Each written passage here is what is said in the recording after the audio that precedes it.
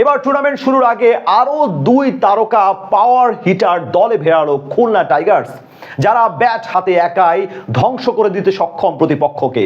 দুই পাওয়ার হিটারকে দলে নিয়ে কেমন হলো খুলনা টাইগার্সের নতুন এই স্কোয়াডটা, জানবো প্রতিবেদনের বাকি অংশ থেকে।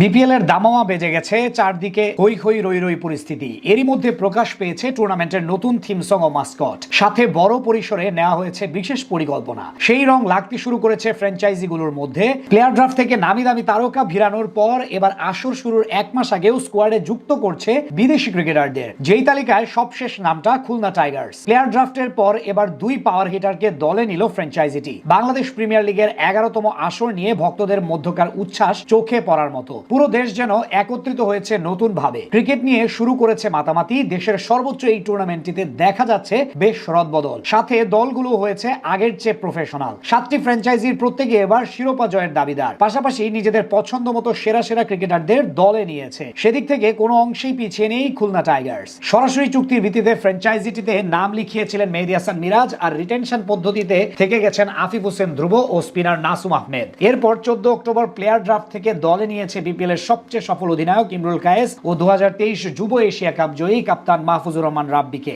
এছাড়া তাদের স্কোয়াডে আছেন নাইম শেখ, হাসান মাহমুদ, মাহিদুল ইসলাম অঙ্কনদের মতো ক্রিকেটাররা। তাদের সঙ্গে এবার যুক্ত হলেন আরো দুজন। বিদেশি কোটায় আগেই নিশ্চিত হয়েছেন পাক অলরাউন্ডার মোহাম্মদ নওয়াজ। তার সাথে এবার আফগান ওপেনার ইব্রাহিম জাদরানকে সাইন করিয়েছে ফ্র্যাঞ্চাইজিটি। ব্যাট হাতে দারুণ অবদান রাখতে পারেন এই ব্যাটার। গত আসরে খেলেছিলেন চ্যাম্পিয়ন ফরচুন বরিশালের হয়ে। 99টি টি20 ম্যাচে 2560 রান করা এই ক্রিকেটার এবার খেলবেন খুলনা টাইগার্সের জার্সি গায়ে। আফগানিস্তান জাতীয় দলের হয়ে দীর্ঘদিন ধরে মাঠ মাতাচ্ছেন তিনি, ছিলেন বিশ্বকাপের স্কোয়াডেও। সেদিক থেকে তার অভিজ্ঞতা বড় ভূমিকা রাখতে পারে বিপিএল এর এই ফ্র্যাঞ্চাইজিটির জন্য। তার সাথে নতুন করে আরো যুক্ত হয়েছেন স্বদেশী ডারউইস রাসুলি। আফগান এই টপ অর্ডার ব্যাটার জাতীয় দলের হয়ে এখন পর্যন্ত 7টি টি20 খেললেও সব মিলিয়ে মোট 57টি সংক্ষিপ্ত ফরম্যাটের ম্যাচ খেলেছেন, যেখানে 135 স্ট্রাইক রেট ও প্রায় 28 গড়ে রান করেছেন 1188। সেখান থেকে বলা যায় তিনিও হতে পারেন খুলনা টাইগার্সের ইম্প্যাক্টফুল প্লেয়ার। পাশাপাশি দুজনই আক্রমণের ধার বাড়াবেন ফ্র্যাঞ্চাইজিটির ব্যাটিং অর্ডারে। এদিকে খুলনার হয়ে মোহাম্মদ নওয়াজের পাশাপাশি বিদেশি সাইনিং হিসেবে